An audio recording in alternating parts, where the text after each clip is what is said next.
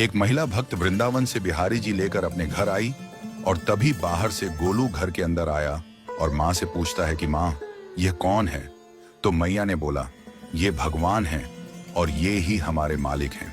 अब तो घर में जब भी कोई नई चीज बनती तो सबसे पहले बिहारी जी को भोग लगता। पहले यह सब चीजें गोलू को सबसे पहले मिलती थीं। इससे गोलू बहुत चिढ़ने लगा और मन ही मन ठाकुर जी को कोसने लगा। एक दिन गोलू की माँ काम पर जाते समय बोली, गोलू, यमुना जी से मटके में जल भर कर लाना।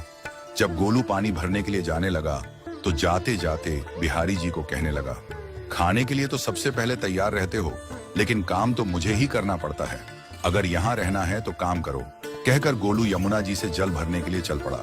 गोलू जब यमुना जी में जल भरने लगा तो उसने देखा कि यमुना जी के अंदर बिहारी जी विराजमान हैं और कह रहे हैं, ला गोलू, घड़ा हम भर देते हैं। गोलू उनको देखकर हैरान हो गया और बोला, नहीं नहीं, मैं अपने आप भर लूंगा। लेकिन ठाकुर जी ने उसके हाथ से घड़ा ले लिया और भरकर घर ले आए। गोलू घर आकर डर रहा था कि अगर माँ को पता लगा कि मैंने ठाकुर जी से काम करवाया है तो आज मेरी पक्की पिटाई होगी। माँ ने घर आकर बिहारी जी को गीले कपड़ों में देखा तो एकदम से हैरान हो गई और कहने लगी कि गोलू, ये जरूर तेरी शरारत है, जरूर तूने ही इन पर जल डाला है। गोलू ने अपनी माँ को समझाने का बहुत प्रयास किया, लेकिन माँ ने उसको डांट कर चुप करा दिया और ठाकुर जी के भीगे हुए वस्त्रों को बदलने लगी। अगले दिन जब माँ ने गोलू को अनाज पिसवाने का काम दिया तो बिहारी जी फिर अनाज का कनस्तर ले आए और माँ को ठाकुर जी के वस्त्रों के ऊपर सूखा आटा पड़ा मिला। तो माँ ने फिर गोलू को डांटा कि तुझे पता नहीं कि ये हमारे भगवान हैं और तू भगवान के साथ शरारत करता है। आज तूने फिर इनके ऊपर आटा फेंका है। तो गोलू शपथ लेकर कहने लगा, नहीं माँ, मैंने कोई शरारत नहीं करी है। ये तो मेरे हाथ से गेहूं का कनस्तर लेकर खुद पिसवा कर आए हैं। गोलू की माँ आज बहुत गुस्सा हुई। अगले दिन फिर माँ बोली, बेटा गोलू, आज तुम्हारे बाबा बाहर गांव से वापस लौट आएंगे। बस आज का ही काम है, तुम जंगल से थोड़ी लकड़ियां ले आना।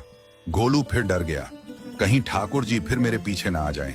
गोलू ने माँ को बोला कि मैं चला तो जाऊंगा, लेकिन बिहारी जी को समझा लो, वो मेरे पीछे ना आए। उसकी माँ हंसकर बोली, हाँ हाँ समझा दूंगी, तुम जाओ तो सही। गोलू जल्दी जल्दी लकड़ियां लेने जंगल में चला गया और माँ काम पर चली गई। लेकिन उस दिन माँ काम से जल्दी वापस आ गई और देखा बिहारी जी अपनी चौकी पर विराजमान नहीं है।